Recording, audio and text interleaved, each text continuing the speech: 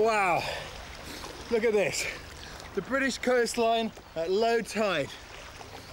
Fabulous place that can provide us with one of the most useful of nature's products, seaweeds. And you know, the best way to see seaweed is to get in amongst it. On land, it looks dull and lifeless. In the water, it's so graceful, it's magical.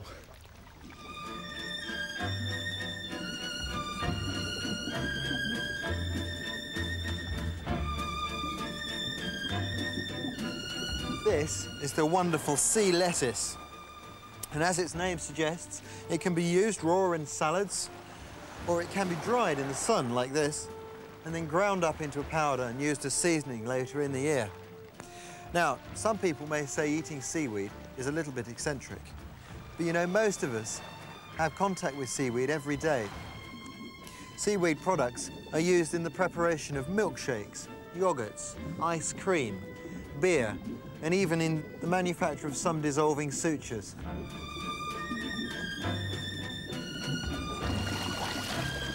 This is sugar kelp. It's another good edible seaweed, and surprisingly, it's sweet to eat. You know, seaweed's incredibly nutritious. They reckon it contains 1,000 times more iodine than any other vegetable. Also, seaweeds are packed full of vitamins.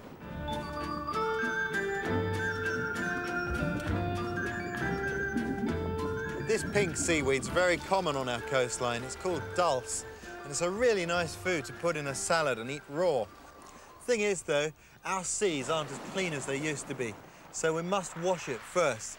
And it's a good tip for any seaweed or any wild vegetable you are suspect of, is to rinse it first in a potassium permanganate solution. Leave it in there for half an hour, that'll kill any bacteria. Then plonk it into some fresh, clean water before you eat it. And this is absolutely delicious.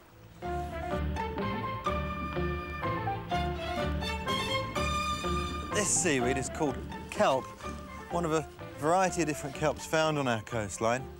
The stipes or stems have been used in the past to make knife handles. Taking a very simple knife blade that has a narrowed tang handle, just clean up the stem by cutting through. Cuts real easy.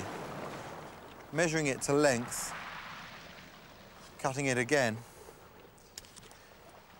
This is simply pushed straight on to the tang of the blade, like this.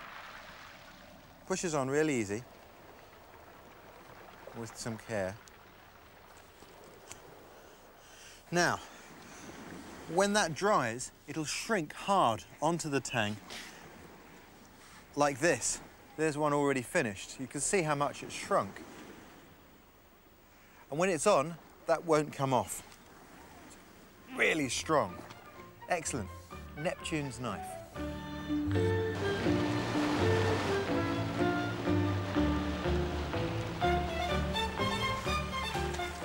This is the knotted rack. You're bound to be familiar with this. It's got the air chambers in it. It helps it to float in the water. This is edible, but you know, these air chambers make a really good improvised fishing float.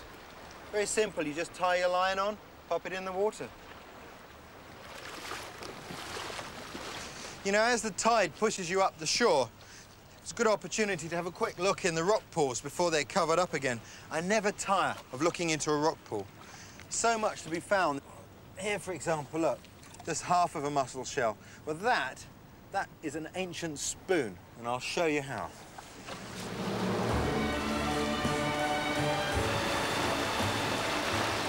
There we go. There's the mussel shell, just pushed into a split stick, and we've got a spoon. And that's going to come in real handy, because I've made a soup with some of the things we've gathered today.